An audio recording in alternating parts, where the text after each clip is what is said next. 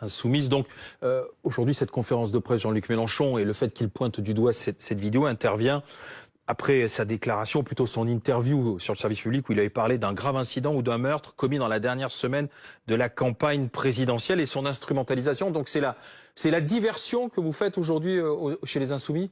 On se dit les choses franchement ce soir. Oui. Écoutez, il y a deux informations.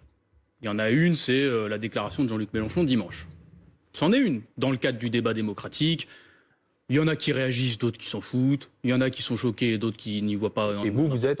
Voilà. Et vous êtes? Moi, je ne renie rien de ce qui a été dit. Donc, je préfère que ça soit clair, parce que vu que je vais être une tête de mule, je pense qu'il faut clore le débat. Il y a une autre information. C'est une autre information, c'est pas une diversion. C'est quelqu'un qui appelle à s'armer et à assassiner Jean-Luc Mélenchon et des Insoumis. Donc, je vous le dis. Il ne le dit pas de manière explicite. Il le dit. Il n'appelle pas à assassiner Jean-Luc Mélenchon. Il le dit de manière totalement explicite. D'ailleurs, il y a 6 jours.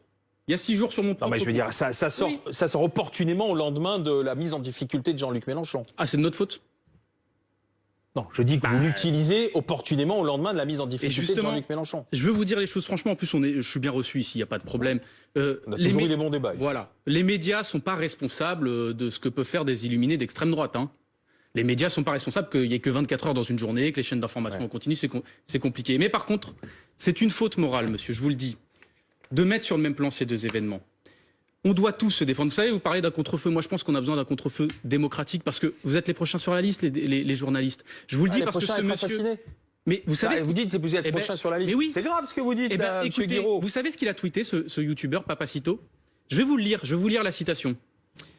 Ah, mais si tu es 20 000 journalistes sauvent la France, il ne faut plus hésiter.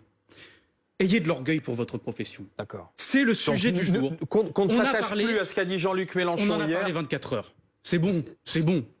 Les gens se sont fait leur avis par ailleurs. C'est bon. Là, il faut passer à quelque chose de légèrement plus grave.